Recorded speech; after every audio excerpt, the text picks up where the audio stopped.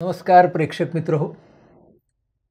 Shivaji the CEO अर्थात शिवाजी महाराज एक कुशल प्रशासक महानायक या आपल्या अभ्यास यात्रेमध्ये आजच्या या भागामध्ये तुम्हा सगळ्यांचं स्वागत.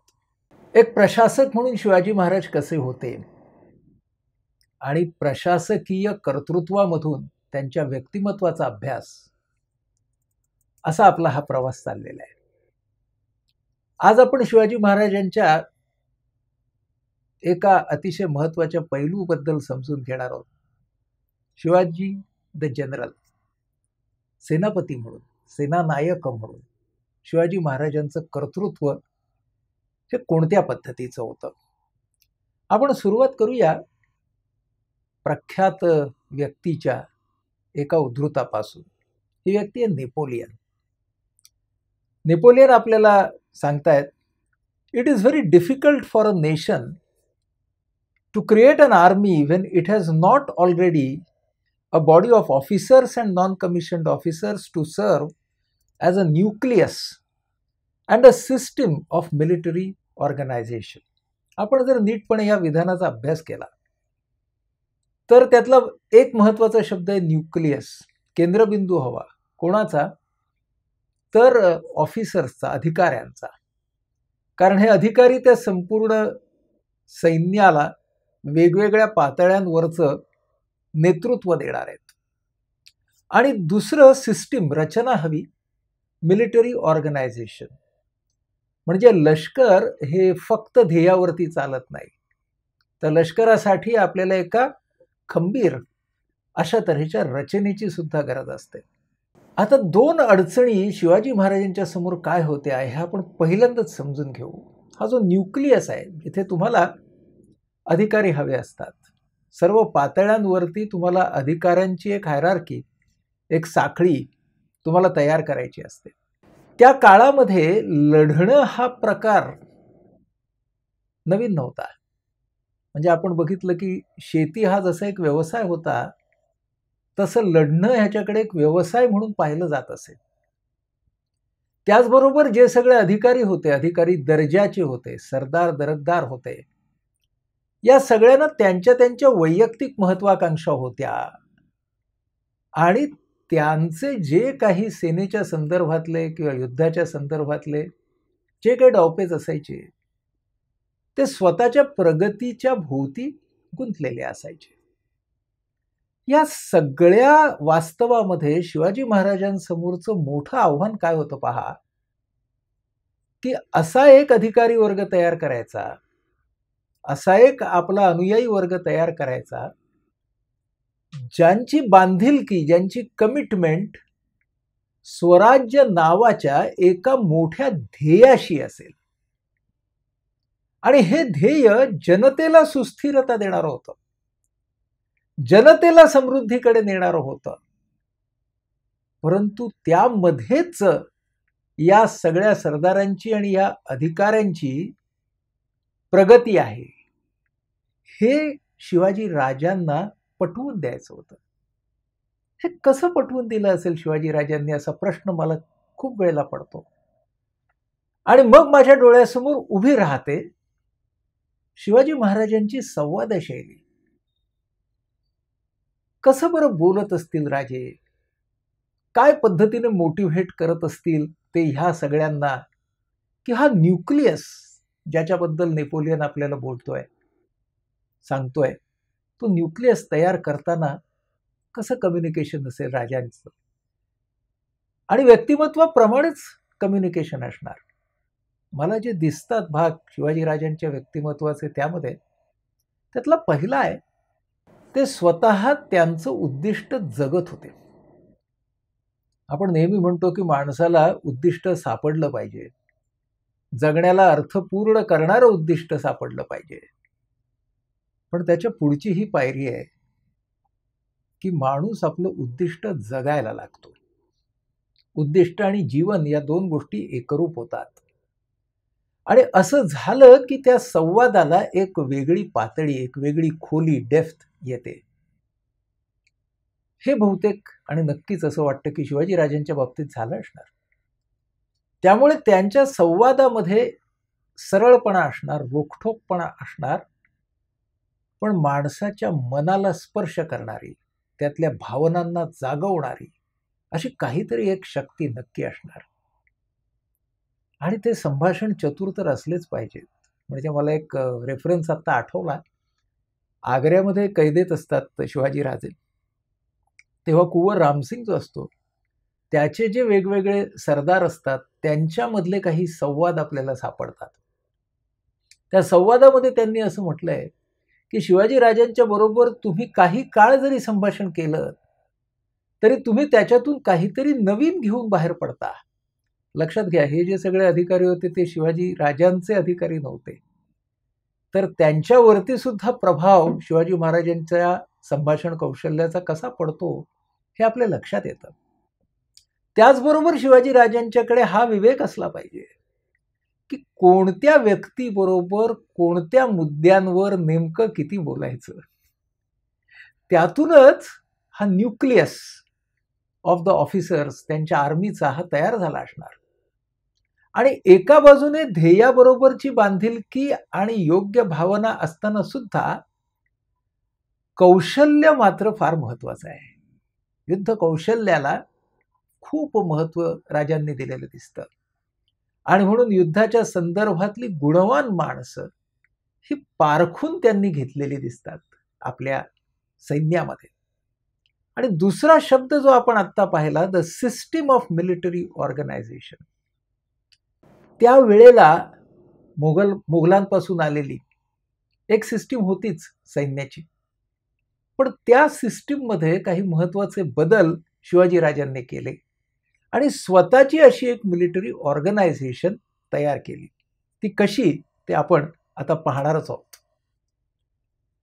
इतिहासकार जी.बी. मेहेंदळे असं म्हणतात, Shivaji Maharaj did not have an army like the one Alexander the Great had inherited from his father.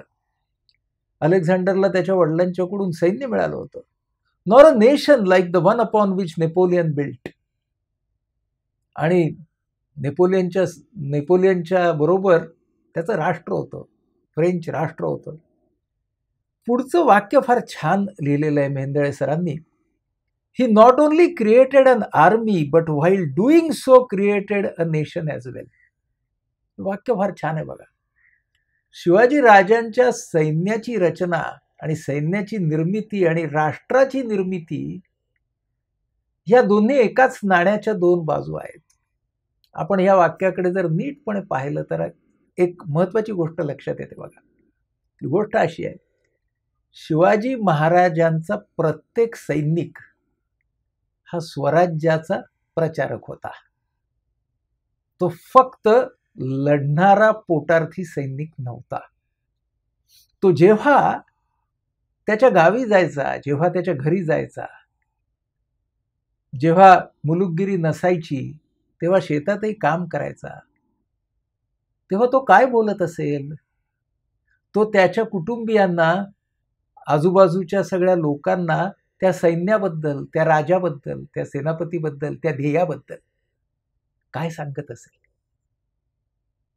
म्हणजे शिवाजी राजांनी फक्त युद्ध कुशल सैन्य तयार केलं नाही, त्यांचा एक एक सैनिक हा ध्येयाचा प्रचारक बनला.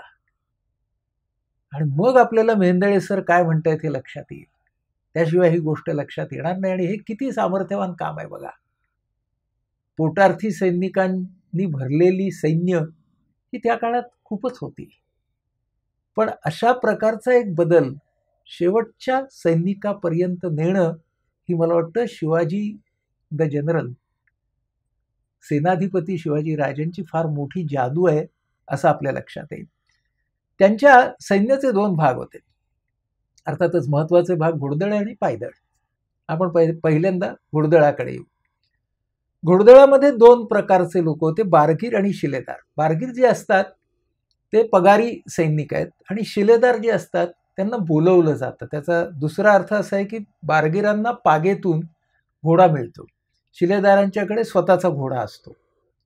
1680 साली म्हणजे शिवाजी महाराज जेव्हा निवर्तले त्या वर्षी आपल्याला असं दिसतं की घोडदळाची संख्या जवळजवळ 1 लाख आहे.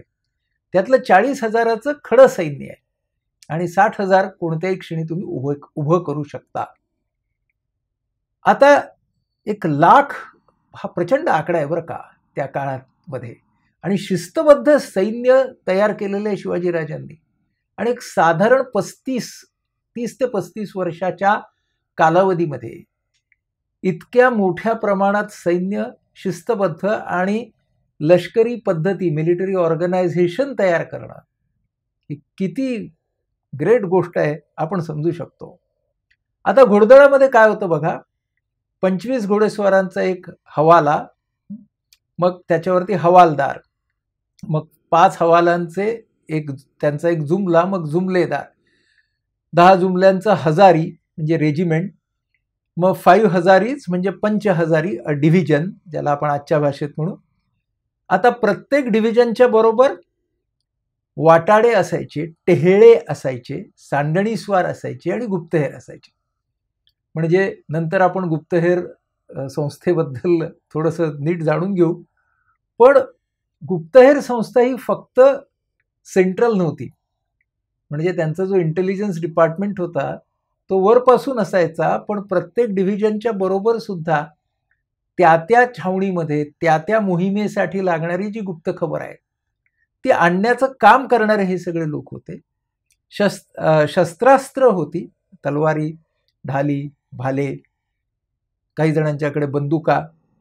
आणि मार्टिन नावाच्या एका परदेशी निरीक्षकाने लिहून ठेवलेलं आहे की शिवाजी महाराज गतीसाठी, म्हणजे घोडदळाला गती पाहिजे, काय करायचे, 2 घोडेस्वार आणि 3 घोडे.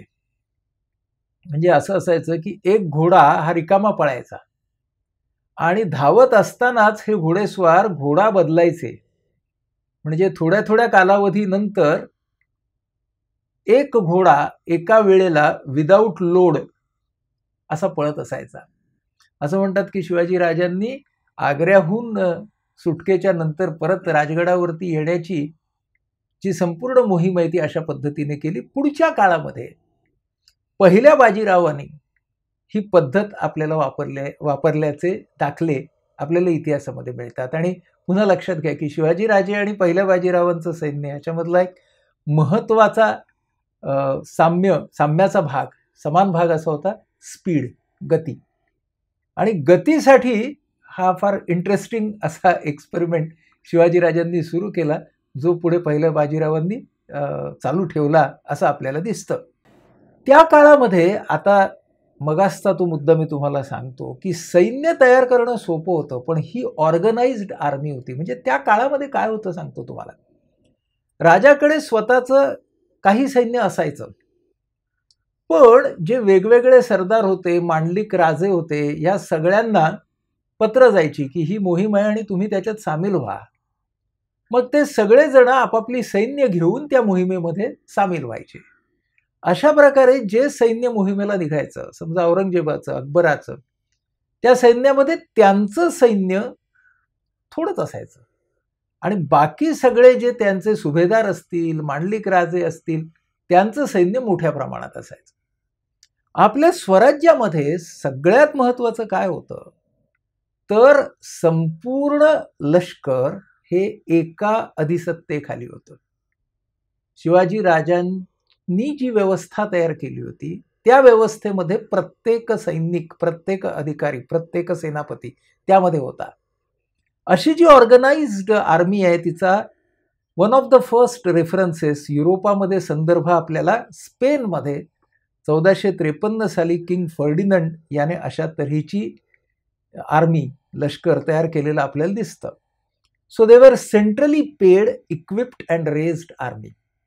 हे शिवाजी राजांच्या सैन्याचं फार मोठं वैशिष्ट्य आहे, ज्याला इतिहासकारांनी म्हटलंय की it was a revolutionary departure from that time. म्हणजे शिवाजी राजांचं सैन्य हे क्वालिटेटिव्हली वेगळं आहे, हे लक्षात घ्या. स्वराज्याचं सैन्य, त्याची संपूर्ण निष्ठा ही शिवाजी राजांवरती आणि स्वराज्याच्या ध्येयावरती आहे. नेहमी काय व्हायचं की जेव्हा एखाद्या मांडलिकाचं सैन्य असतं तेव्हा ते कोणाकडून आज्ञा घेणार किंवा त्यांची निष्ठा कोणाकडे असणार तर ती आपल्या मालकाकडे असणार. शिवाजी महाराजांचं वैशिष्ट्य हे आहे की व्यक्तीवरची निष्ठा त्यांनी उद्दिष्टाकडे वळवली, की आता उद्दिष्टावर निष्ठा आहे म्हणून मी लढतोय. आणि that is what is called a revolutionary departure. मग शिस्त कशी होती, पद्धत कशी होती या सगळ्या लष्करामध्ये? तर प्रत्येकाला पगार मिळायचा, तो ठरलेल्या दिवशी मिळायचा आणि हा दिवस शिस्तीनं पाळला जायचा. मोहिमेवरती जाताना तुमचं कुटुंब, तुमची पत्नी तुम्ही घेऊन जाऊ शकायचं नाहीत. एवढंच काय, तुम्ही जर सैन्यात असाल तर तुम्हाला खाजगी कर्ज घेण्याची सुद्धा मुभा नव्हती, कारण तुम्ही जर कर्ज घेतलं तर यू विल गेट ओब्लाइज्ड. तुम्ही त्या माणसाच्या हातामध्ये जाता आणि तुमच्या हातून काही माहिती बाहेर पडली, गुपित फुटलं तर. पण लग्नांसाठी, समारंभांसाठी सॅलरी ॲडव्हान्सेस देण्याची सोय होती जी शिवाजी महाराजांनी केलेली होती. त्यानंतर तुम्ही मोहिमेवरती आहात आणि तुम्हाला पैसे मिळाले, तुम्हाला सोनं नाणं मिळालं, शत्रूच्या मुलखात जात असताना त्या सगळ्यावरती तुमचा व्यक्ती म्हणूनचा हक्क नाही. सर्व धन स्वराज्याचं. पण तुम्ही जर शौर्य गाजवलं तर तुम्हाला इन्सेंटिव्ह मिळायचे, कॅश अँड काइंड, म्हणजे पैसे मिळायचे, घोडा मिळायचा, शस्त्रास्त्र मिळायची. आणि जर कामी आला एखादा आपला सैनिक तर त्याच्या परिवारातल्या व्यक्तींना सैन्यामध्ये आणि व्यवस्थेमध्ये सहभागी पण करून घेतलं जायचं. या सगळ्या गोष्टी शिवाजी राजांच्या सैन्य रचनेमध्ये होत्या. पायदळामध्ये 10 सैनिक, त्यांच्यावरती एक नाईक, मग प्लॅटून म्हणजे हवाला, मग जुमला, 3 प्लॅटून्स फॉर्म्ड जुमला, मग 10 त्याच्यातून हजारी, मग 2000 युनिफॉर्म रॉयल गार्ड्स असायचे. खास झेंड्याची तुकडी म्हणायची त्याला, जिरेपटक्याची तुकडी म्हणायची. तर ती पहिल्यांदा असायची. आणि युनिफॉर्म्ड रॉयल गार्ड्स असायचे जे राजाच्या रक्षणासाठी असायचे. आणि सरनोबत म्हणजे सेनापती, तर तो घोडदळाचा असायचा, तो पायदळाचा असायचा. हा पुन्हा एक परदेशी माणूस आहे. मी जास्तीत जास्त रेफरन्सेस परदेशी लोकांचे घेतलेत आणि मोगल इतिहासकारांचे घेतलेत, कारण तुम्ही आणि मी शिवाजी राजांच्याकडे प्रेमानेच बघणार, हो, आदरानेच बघणार. पण हे लोक काय म्हणतात हे महत्वाची गोष्ट आहे. Shivaji's men thereby being fitter for any martial exploit. बघा, शिवाजी महाराजांचे सैनिक हे शारीरिक दृष्टीने किती सक्षम होते, लढण्यासाठी सक्षम होते. Having been accustom to hard journey and take little pleasure. खडतर हाल अपेष्टा भोगण्याचं ह्यांच्याकडे सामर्थ्य आहे आणि ते छोट्या छोट्या आनंद, खुशी असं काही करत नाही आहेत. ते कशासाठी आलेत? लढण्यासाठी आलेत. बट द अदर म्हणजे Mughal soldier, they will miss of a बुटी रादर दॅन अ डिनर. म्हणजे त्यांना लूट मिळाली आणि जेवायचंय तर मग मी लूट घेऊ का जेवू, हेच त्यांच्या समोर असायचं ध्येय. मस्ट माउंट इन स्टेट, आरामात चालायचे. आणि have there arms carried before them. शेवटचं वाक्य फार छान आहे बघ. आर्म्स कॅरीड बिफोर देम म्हणजे त्यांची शस्त्रास्त्र घेऊन चालणारे त्यांच्या पुढे असायचे. And their women not far behind them. आणि त्यांच्या जनाना त्यांचा जो असायचा तो त्यांच्या पाठी असायचा. हे फार महत्वाचं आपल्याला काय दिसतंय बघा. हा जो रिमार्क आहे ना, हा आपल्याला वृत्ती दाखवतो आणि हा आपल्याला व्यवस्था पण दाखवतो की शिवाजी राजांची व्यवस्था कशी होती आणि ती व्यवस्था आणि मोगलांची व्यवस्था याच्यामध्ये फरक काय होता. नंतरच्या काळात आपल्याला असं दिसतं, पानिपतच्या लढाईवरती जेव्हा पेशव्यांचं सैन्य निघालं त्यावेळेला ते मराठ्यांच्या सैन्यापेक्षा जास्त, आता आपण वर्णन केलेल्या मोगलांच्या सैन्यांसारखं जास्त दिसत होतं. त्या सगळ्या काळामध्ये युद्धाच्या पद्धती बदलत गेल्या. पण पहिले बाजीराव होते तिथपर्यंत आपल्याला असं दिसतं की ही जी पद्धत होती की तुम्ही कशासाठी आला आहात आणि कशासाठी जाणार आहात त्या युद्धामध्ये, तेवढं एक ध्येय समोर ठेवा. युद्धाच्या बरोबर तीर्थयात्रा करू नका. हे शिवाजी महाराजांना पक्क माहिती होतं. आता या सगळ्या सैन्य व्यवस्थेमधला जरासा हलका भाग कुठला होता तर तो होता तोफखाना. तोफखान्याला फार महत्त्व का दिलं नाही शिवाजीराजांनी? तर एक म्हणजे त्यांनी जी युद्ध पद्धती धरली होती ती पहिल्यांदा गनिमी काव्याची होती, पण नंतरच्या काळामध्ये हळूहळू हळूहळू ते मैदानी सैन्य पद्धतीमध्ये सुद्धा उतरले. पण रिसोर्सेस कमी होते. तोफखाना त्या काळात फार महाग होता एकतर, आणि आपल्याकडे तयार व्हायचा नाही दारुगोळा, म्हणून तुम्हाला फ्रेंच, इंग्लिश, पोर्तुगीज ह्यांच्याकडून सगळ्या गोष्टी विकत घ्यायला लागायच्या. पण दूरदृष्टी असलेल्या महाराजांनी पुरंदरवर, आज आपण ज्याला ॲम्युनिशन फॅक्टरी म्हणू, तशी दारुगोळ्याची एक फॅक्टरी सुरू केली. म्हणजे त्यांच्या डोक्यात नक्की होतं की या बाबतीमध्ये आपल्याला स्वयंपूर्णता पाहिजे. शस्त्रास्त्र या बाबतीत राष्ट्र स्वयंपूर्ण असलं पाहिजे. हा भाग शिवाजीराजांच्याकडे निश्चितपणे होता. पण म्हणून आर्टिलरी किंवा तोफखाना हा थोडासा त्यातला हळवा भाग होता असं आपल्याला म्हणता येईल. आता पगार कसे होते? पुन्हा इथं तुम्हाला दिसेल की मी सगळे फॉरेनर्स म्हणजे परदेशी प्रवासी आणि परदेशी निरीक्षक यांची विधानं नोंदवलेली आहेत.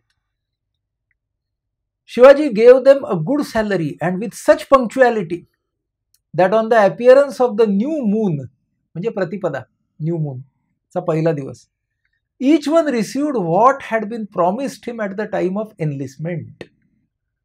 जे तुमच्या अपॉइंटमेंट लेटरमध्ये दिलेलं असायचं ते तुम्हाला मिळायचं त्या दिवशी.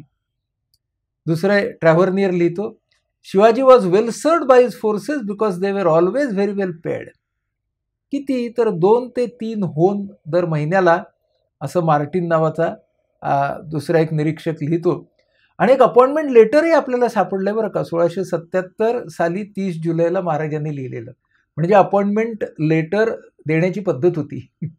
आणि ती पद्धत त्या व्यवस्थेचा भाग होती, ही गोष्ट महत्त्वाची. आता आपण सॅलरी कंपॅरिझन केली, म्हणजे आजकाल तर प्रत्येक ठिकाणी करतात ना, इकडं पॅकेज एवढं मिळतंय, तिकडं पॅकेज किती मिळत असेल. तर आपण बघूया. ॲन्युअल सॅलरी ऑफ अ हजारी, म्हणजे डिव्हिजनचा हेड आहे, इन शिवाजीज कॅव्हलरी, म्हणजे घोडदळामध्ये 1250 त्याच्या हाताखाली माणसं आहेत. तर 1000 होऊन त्याला आहे त्याचं पॅकेज, वार्षिक पॅकेज.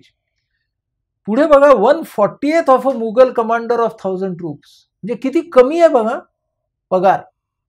मग आपण असा विचार करू की एवढ्या कमी पगारामध्ये ही माणसं कशी काय राहिली असतील. एकतर काळ आजचा नव्हता आणि त्यामुळे माणसं कदाचित एवढी आत्मकेंद्रित नसतील सुद्धा. पण इतिहास आपल्याला असं सांगतो की very few defections from Shivaji side.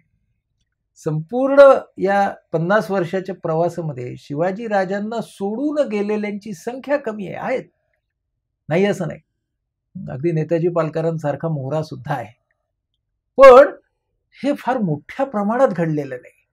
मग हे का घडलं नसेल असा आपण विचार जर केला तर आपण त्या न्यूक्लियसकडे जातो की ज्या वेळेला हा केंद्रबिंदू तयार केला असणार आपल्या सहकाऱ्यांचा आणि अधिकाऱ्यांचा शिवाजी राजांनी, तेव्हा त्यातल्या प्रत्येकाची निष्ठा, बांधिलकी ही नीटपणे तपासून पाहिलेली असणार. आणि एका पद्धतीने ही संपूर्ण व्यवस्था भौतिक प्राप्तीपेक्षा आपल्या उद्दिष्टाला जास्त महत्त्व देणारी होती. आणि हे सगळ्यात मोठं महानपण आहे की व्यवस्था जेव्हा तुम्ही तयार करता तेव्हा तुम्हाला भौतिक गरजा ह्या भागल्या पाहिजेत त्या व्यवस्थेने. पण लोक तेवढ्यावर थांबत नाहीत. ते म्हणतात आता मला चैन पण हवी. शिवाजीराजांचं सैन्य हे चैनी नव्हतं, म्हणून no gifts and presents were exchange. नजराणी देणं, भेटी देणं हा काही भाग नव्हता.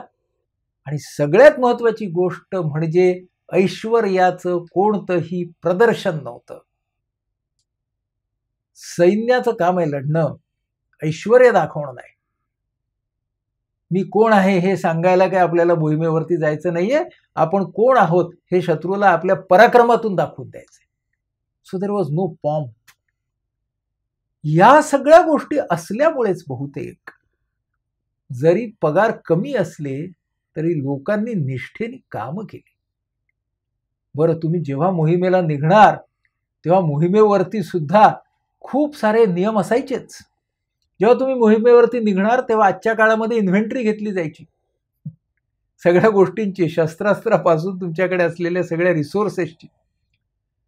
तुम्ही मोहिमेहून परत आलात तर तुम्ही जे काही मिळवलेलं आहे, धन मिळवलेलं आहे, ते तुम्ही सरकार खाती जमा करायचं आहे. तुम्ही जर ते स्वतःकडे ठेवून घेतलं तर त्याच्यावरती लक्ष द्यायला एक वेगळी गुप्तहेर व्यवस्था होती. आणि हे सारे नियम इतके कसोशीने पाळले जायचे. काफी खान नावाचा मोगल इतिहासकार आहे, तो लिहितो, he recounts strict rules of that wicked fellow. म्हणजे अर्थातच तो शिवाजी महाराजांना विकेड फेलोच म्हणणार ना. पण त्याने लिहून ठेवलंय की the rules were so strict, this that is depositing of silver and gold was done with a rare punctuality. असा हा परदेशी गोवार्डा हा निरीक्षक लिहितो. म्हणजे जे काही मिळेल ते स्वराज्याचं, ते स्वराज्याच्या समृद्धीसाठी वापरलं जायला पाहिजे. वागण्याचे नियम होते की तुम्ही शत्रूच्या मुलखात जात असताना बायका मुलांना पकडायचं नाही, गाई गुरांना हात लावायचा नाही, बैल वापरायचे ते फक्त वाहतुकीसाठी, ब्राह्मणांना त्रास द्यायचा नाही, नो वन शुड कमिट ॲडल्टरी. तुम्ही तिथे युद्धासाठी गेलेल्या स्त्री पुरुष संबंध ठेवण्यासाठी नाही. असे स्ट्रिक्ट रूल होते जे सभासद बखर आपल्याला सांगते. काफी खान, मगाशी मी त्याचं नाव घेतलं, मुघल इतिहासकार, त्याने लिहिलंय बरं का. हे सेतुमाधव पगडींनी त्यांच्या पुस्तकात हे दिलंय, पण काफी खान हा त्यांचा सोर्स आहे. तो लिहितो, no one should stretch hand against a mosque or the book of God or women of anyone. कुठल्याही धर्माचं पुस्तक असेल, मशीद असेल, स्त्रिया असतील, त्यांच्याकडे वाकड्या नजरेने पाहायचं नाही. Copy of Holy Quran was respected. जो सर्व धर्मग्रंथांना आदर द्यायचा तो कुराणालाही द्यायचा.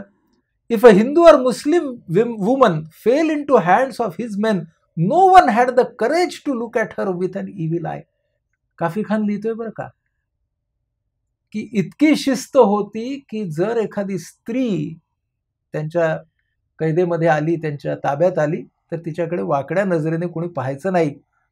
The praise coming from his bitterest critics in the enemy camp speaks highly of the high standard of morality which Shivaji practised and exacted from his army.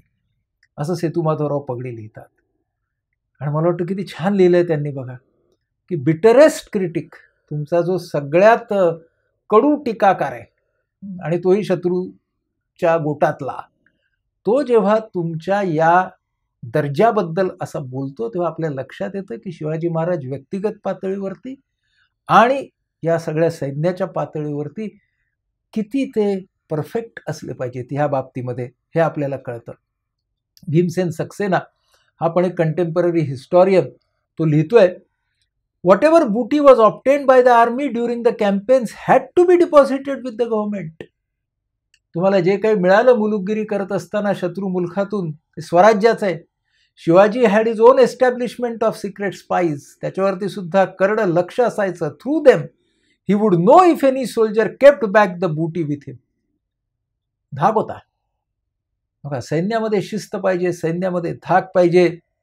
आणि जर कोणी असं स्वतःकडे धन ठेवलं तर त्या व्यक्तीला मग ते सरकार जमा करावं लागायचंच. या सगळ्याच्या मध्ये शिवाजी राजांचं सैन्य हे फिरतं होतं, त्याच्या गतीबद्दल आपण बघितलं. पण सैन्यासाठी आजच्या काळात आपण ज्याला कॅन्टोन्मेंट्स म्हणतो, छावण्या, या छावण्या पण त्यांनी तयार केल्या, ज्याच्यामध्ये राहण्यासाठी सैनिकांना, घोड्यांच्यासाठी पागा, बरॅक्स अँड स्टेबल्स होते. त्या प्रत्येक छावणीला अन्नधान्य, चारा, औषधं यांची एक सप्लाय चेन होती. आजच्या काळात आपण त्याला सप्लाय चेन मॅनेजमेंट म्हणू. आणि त्या छावणीमध्ये पण कसं राहावं याचाही एक कोड ऑफ कॉन्डक्ट होता. आपल्याला 9 मे 1674 राजांनी लिहिलेलं एक पत्र मिळतं की ज्याच्यामध्ये कसं वागायचं ते पण सांगितलेलं आहे. या छावणीमध्ये राहत असताना SOPs होते, स्टँडर्ड ऑपरेटिव्ह प्रोसिजर्स होते, सेफ्टी म्हणजे तुम्ही काय काय प्रकारची काळजी घ्यायची हे होतं. काय काय दिसतं आपल्याला बघूया.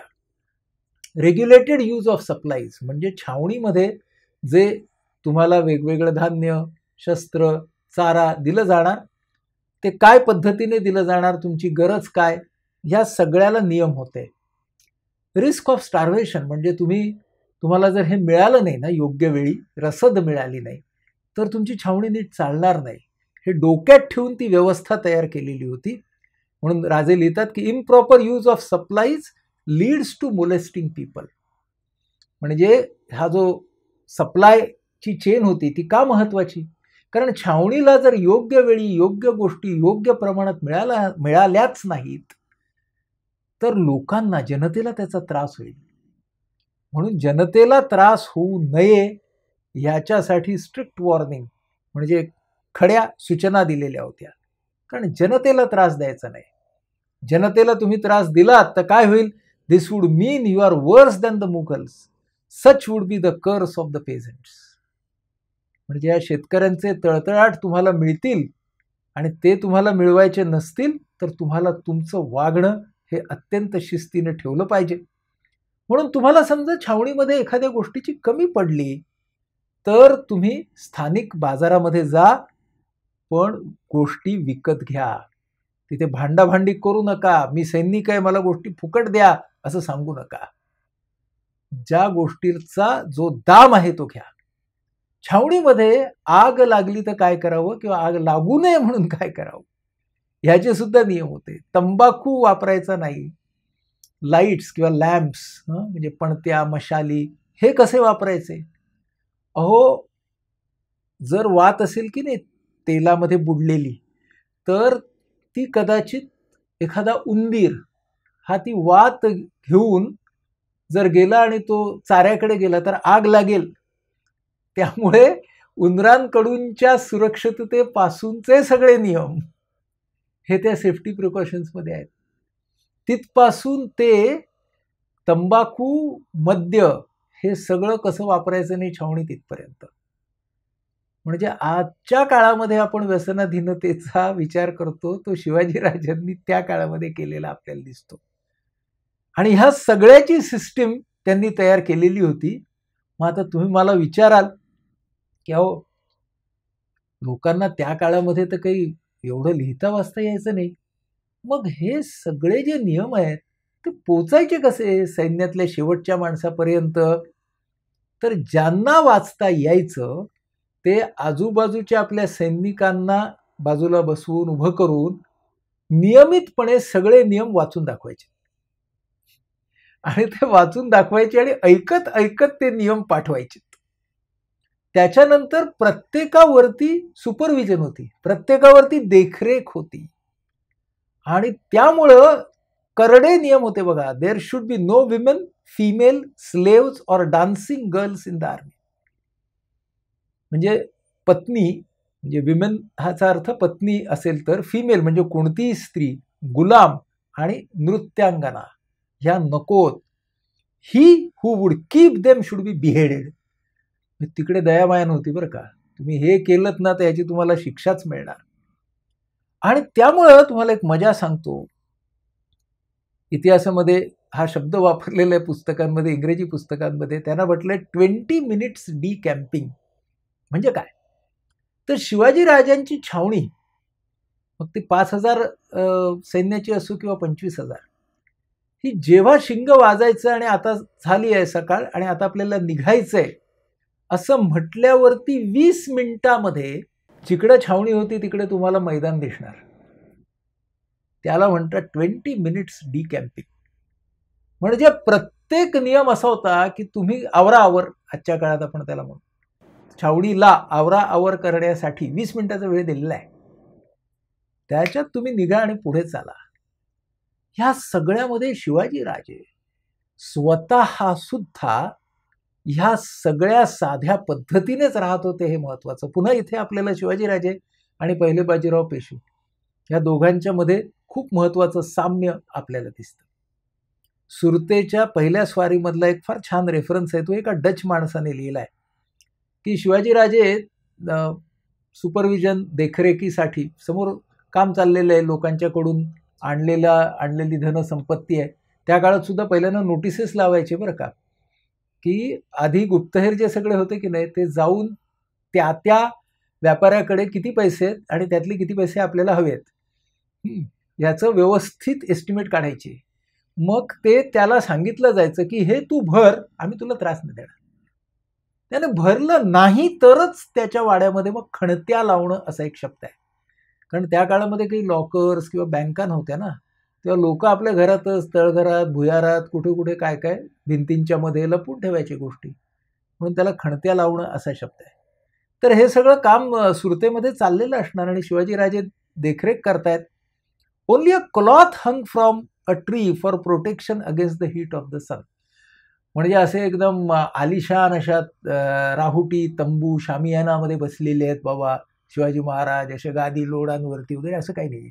हां, ते सुद्धा त्याचाच एक भाग आहे. झाडाखाली आहेत आणि सूर्यप्रकाश येतोय म्हणून एका बाजूने फक्त कापड लावलेलं आहे की त्यांच्यावरती ऊन पडू दे, दॅट्स इट. म्हणजे शिवाजी राजे हे त्या संपूर्ण वातावरणाचा एक भाग होते. आणि मी राजा आहे म्हणून मला युद्धभूमीवरती किंवा मोहिमेच्या दरम्यान काही वेगळी वागणूक मिळायला पाहिजे असं त्यांच्या मनातही कधी यायचं नाही. म्हणून पुन्हा हा काफी खान लिहितो, his constant endeavours was to keep the honour of his people. लक्षात घ्या, शिवाजी राजांच्या ध्येयाबद्दल बोलतोय हा Khafi Khan. Constant endeavour was to keep the honour of his people, ह्या जनतेचा मान राखणं. His rebellious activities and loots indeed caused discomfort to people, but he never was involved in dastardly acts. लांछनास्पद अशा कोणत्याही वागण्याचा शिवाजी राजे कधीही भाग बनले नाही. जेव्हा लूट म्हणजे तुम्ही अशा शत्रूच्या ह्याच्यात जाता, खंडणी मागता, तेव्हा त्रास तर होणारच, पण लांछनास्पद कृत्य नाही केलं. Musliman ladies and children in his captivity never ever faced the danger of any illicit behavior. त्यांच्याशी कुणीही अन्यायपूर्ण असं वागलं नाही. In this regard he was so strict, इतके कडक होते शिवाजी राजे, that anyone who had slightest deviation would get stringent punishment. थोडं जरी इकडून तिकडे गेलं तरी ते खपायचं नाही. इथे आपल्याला शिवाजी राजांच्या व्यक्तिमत्वाचा एक वेगळा भाग दिसतो बघा. मऊ मेणाहुनी आम्ही विष्णुदास, कठीण वज्रासी भेदू तैसे. म्हणजे कुठे आपल्याला कठीण व्हायचंय, कुठे आपल्याला ताठरपणे वागायचंय आणि कुठे आपल्याला आस्थेने आणि करुणेने वागायचंय, हे जे शिवाजी महाराजांच्या व्यक्तिमत्वाचे कप्पे आहेत ते आपल्याला इथे दिसतात. की जिथे शिस्त हवी, जिथे करडेपण हवं तिथे ते तसं हवंच, पण जिथे माया हवी, जिथे सांभाळून घेणं हवं तिथं तेही हवं. हा एक त्यांच्या व्यक्तिमत्वाचा विलक्षण पैलू आपल्याला या सगळ्यामध्ये दिसतो. फ्रेंच गव्हर्नर पॉंडेचेरीचा 1677 म्हणजे दक्षिण दिग्विजय जो शिवाजी राजांचा होता त्या काळचं आपल्याला हे वर्णन दिसतंय. The camp of Shivaji was without pomp, काही ऐश्वर्य नाही. Without women there were no baggage, म्हणजे अननेसेसरी सामान नाहीये तिकडे न लागणार. Only 2 tents but of simple cloth, course and very स्कॅन्टी, one for him and the other for his prime minister. बघा कसं वर्णन आहे बघा. बाकीची सगळी छावणी उघड्यावरती आहे. राजांच्यासाठी एक तंबू आहे, सेनापतीसाठी एक तंबू आहे, तो सुरक्षेच्या कारणासाठी सुद्धा ऑफकोर्स. पण तो कसा आहे, कोर्स अँड स्कॅन्टी, सिम्पल क्लॉथ. इतक्या साधेपणाने हा राजा राहत होता आणि तो साधेपणाचा जो वस्तुपाठ होता ना, तो काय सांगत होता, तो सगळ्यांना लाऊड अँड क्लिअर हे सांगत होता की या राजाचा हेतूच मुळी स्वतःचं ऐश्वर्य कमावणं आणि दाखवणं हा नाहीये. हा राजा हेतूमधूनच वेगळा आहे हे सांगणं, ही गोष्ट फार महत्वाची होती.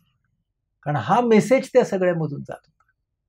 बरं, एवढं सगळं कडक आहे, सगळी व्यवस्था आहे, याच्यामधूनही चुकार कोणीतरी निघेलच ना. तर त्या चुकार लोकांची काय पद्धतीने सुनावणी करायची, चौकशी करायची, त्याचे पण रूल्स होते, त्याचे पण नियम होते. कोर्ट मार्शल हा शब्द जो आपण वापरतो आज, तो 17व्या शतकामध्ये स्वीडनच्या राजाकडून निघाला असा संदर्भ आपल्याला मिळतो. पण तशा तऱ्हेची इन्क्वायरी किंवा तपासणी कशी करावी याचे नियम शिवाजीराजांनी केलेले होते. म्हणजे एखाद्यानं नियम तोडला तर त्याची चौकशी कोण करणार, त्याच्या पायऱ्या म्हणजे सिक्वेन्सेस काय असणार, किती काळामध्ये ही तपासणी पूर्ण व्हायला पाहिजे, कोणत्या गुन्ह्याला कोणती शिक्षा दिली जाणार, या सगळ्या गोष्टी व्यवस्थितपणे लिहिलेल्या होत्या. म्हणजे एका बाजूने तुम्ही पाळायला हवी ती शिस्त, याच्यासाठी काय करायचं आणि जर मोडलीत तर काय करायचं, या गोष्टी सुद्धा दोन्ही त्यांच्यामध्ये होत्या. म्हणजे एका बाजूला हा करडेपणा, दुसऱ्या बाजूला बघा काइंडनेस. अफजल खानाची मोहीम होते, शिवाजीराजे जिंकतात आणि त्याच्यानंतर प्रतापगड येतो. शिवाजी ही डिसेंडेड फ्रॉम द फोर्ट, म्हणजे खाली आले राजेगडावरून, मेट ऑल हिज मेन ॲज वेल ॲज अफजल खान्स मेन. बघा, ते फक्त स्वतःच्या सैनिकांना भेटत नाहीत तर जखमी झालेल्या खानाच्या सैनिकांना पण भेटतात. And as many of his soldiers sons as were of fighting age treated them kindly. जे जे कामी आले होते त्यांच्या मुलांशी बोलले, reassured them and took into his service the sons of combatants who had fallen in action. म्हणजे त्यांनी सांगितलं की मुलं मोठी झालेली होती, तुमच्या वडिलांच्या जागी आम्ही तुम्हाला सैन्यात घेऊ. He ordered that the widows of those who had no sons should be maintained by a pension, help their husbands pay. म्हणजे ह्या ज्या विधवा होत्या, ज्यांच्या यजमानांना वीरगती प्राप्त झालेली आहे, त्यांच्या आजच्या भाषेत पेन्शनची सोय केली. The wounded were given rewards according to the nature of their wounds. ही फार महत्त्वाची गोष्ट आहे बघा. जखमी माणसाला त्याच्या जखमेच्या प्रमाणामध्ये बक्षीस दिलं गेलं. सभासद बखर आपल्याला ही गोष्ट सांगते. दोन गोष्टी याच्यात दिसतात बघा. पहिली गोष्ट की शिवाजीराजे अफजल खानासारख्या मोठ्या शत्रूच्या पराभवाचा आनंद विलासात साजरे करत बसत नाहीत. ते पहिल्यांदा आपल्या सहकाऱ्यांच्याकडे येतात, ते पहिल्यांदा जखमी झालेल्यांची विचारपूस करतात.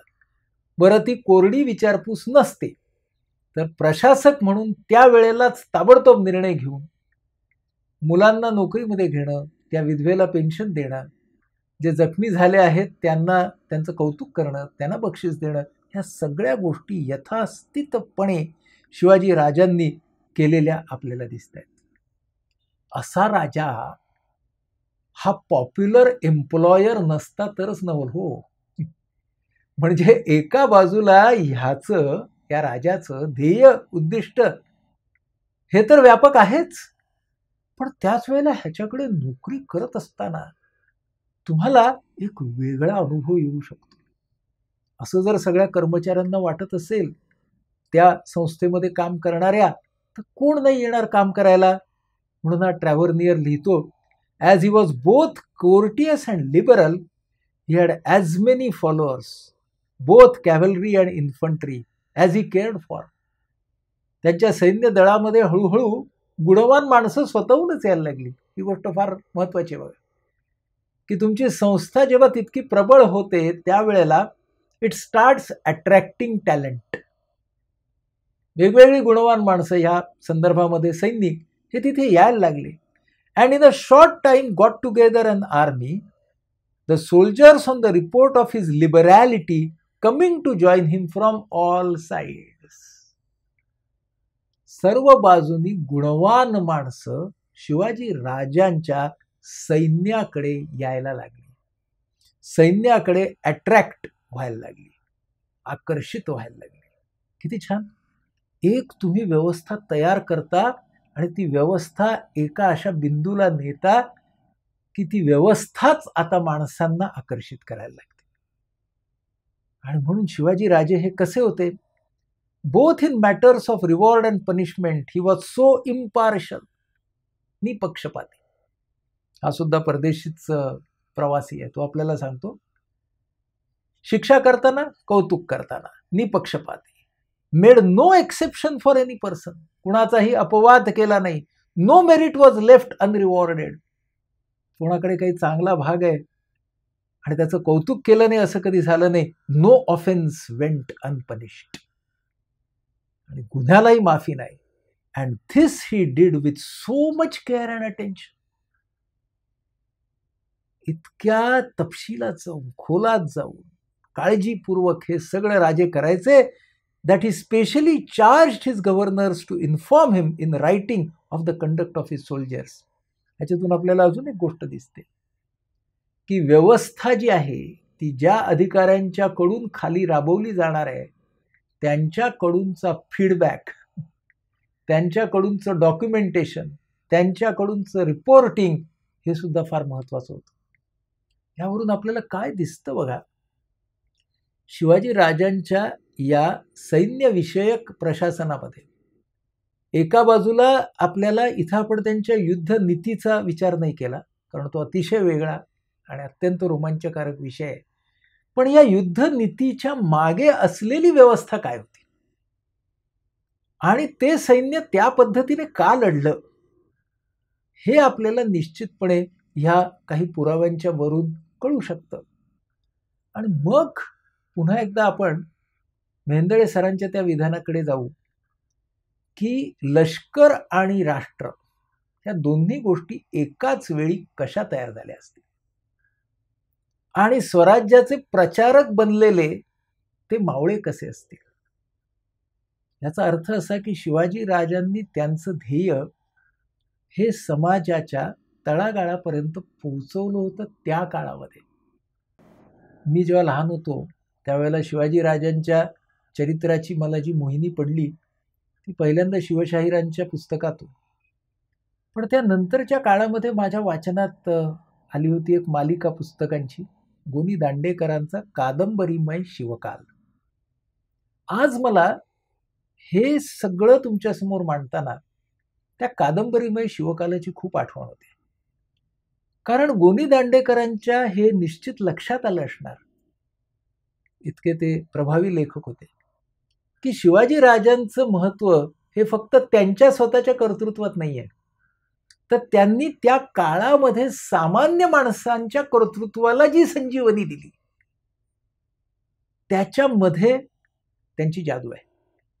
आणि ह्या ज्या सगळ्या कादंबऱ्या आहेत, बयादार, उघड, दर्या भवानी, खूप छान छान कादंबऱ्या आहेत ज्या गोनीदांनी लिहिलेल्या आहेत.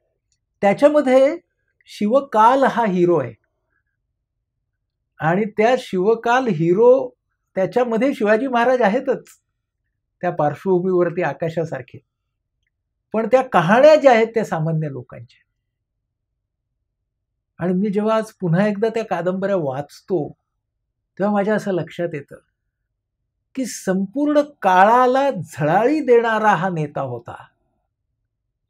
ह्या नेत्यामुळे व्यापक ध्येयाचा आणि त्यासाठी मला कर्तृत्व कामी आणायचं आहे असा परिसस्पर्श या महाराष्ट्रातल्या जनतेलाच नव्हे तर त्या संपूर्ण काळाला झाला.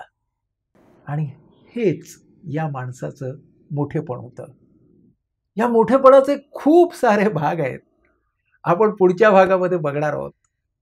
शिवाजी राजांची गुप्तचर यंत्रणा कशी होती, त्यांना शत्रूच्या गोटात काय चाललंय त्याचा पक्का मागोवा कसा घेता यायचा, स्वराज्याची आर्थिक नीती काय होती, आणि आपण हे सुद्धा बघणार आहोत की ज्या पायावरती शिवाजी राजांची युद्धरचना, आर्थिक नीती या सगळ्या गोष्टी उभ्या राहिल्या त्यामागचं एक खंबीर अधिष्ठान होतं किल्ले. तेव्हा या किल्ल्यांचं व्यवस्थापन कसं होतं, इतक्या साऱ्या इंटरेस्टिंग गोष्टी आपण पाहणार आहोत आपल्या पुढच्या भागामध्ये. तोपर्यंत छत्रपती शिवाजी महाराज की जय.